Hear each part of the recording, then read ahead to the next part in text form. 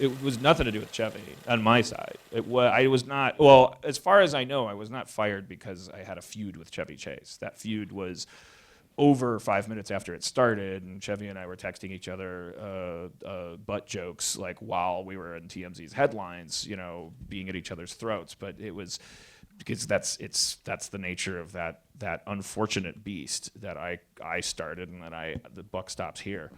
But it wasn't, as far as I know, it wasn't the Chevy thing. I mean, Chevy and I are similar creatures, given to narcissistic rants about, I don't like this guy, whatever. Chevy made a couple of those rants about me. I don't know if anybody at Sony was actually stupid enough to think that if that's the reason they fired me, they're even dumber than,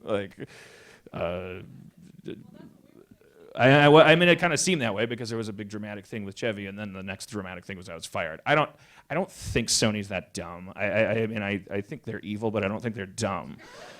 You still make the show for Sony, right? Just yeah, checking. but at this point, they fired me and brought me back. I can say anything I want about them. It's a terrible, terrible Death Star of a company, and they know that I hate them. happen is they bring you back. Right. I mean, it's like flashing joke underneath here, joking. But no, I don't. I think that. I mean, Joe Adalian from The Vulture. I've referenced this article before. If you root around for it, he wrote a very short article. The headline was something like "The very boring, likely truth about Sony's decision to fire Dan Harmon," and it's just boring. It's just this is something that before the Twitter days, it happened all the time.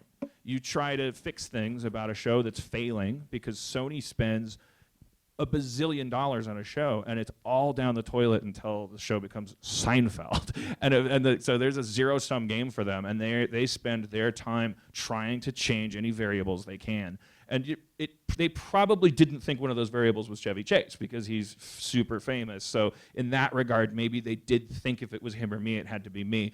But I think it was more just a general thing of Dan's a bad showrunner. Let's try a different one.